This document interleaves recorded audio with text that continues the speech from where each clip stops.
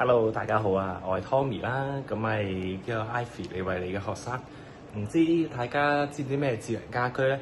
今日想同大家介紹個產品，一個好簡單嘅產品，喺淘寶咧20幾蚊咧就可以揾到噶啦。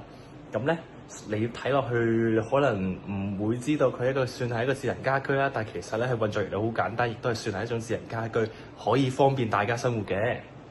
係啦，咁咧模擬情景啦。我依家喺張床度係啦，但係咧我想開燈喎，我想開宇券嗰盞燈，咁點算咧？咁呢個20幾蚊嘅智能產品咧就幫到你啦，係啦，撳個掣，開咗燈，唔記得熄燈點算？攞遙控撳個掣，熄燈。咁咧其實佢安裝方法咧都好簡單嘅啫，俾大家睇下啦。其實就係呢嚿嘢啦。咁咧，佢本身都有個掣喺度俾你撳翻、開翻同熄翻嘅。拆出嚟俾大家睇下，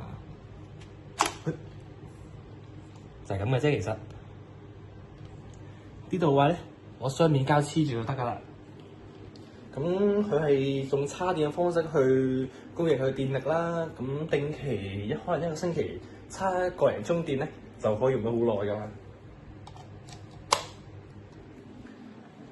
咁呢度簡簡單單介紹咗一個小型嘅智能家居產品啦。咁其實咧都係為咗方便大家生活嘅啫，係啦。咁如果你中意呢條片嘅話，可以分享俾大家。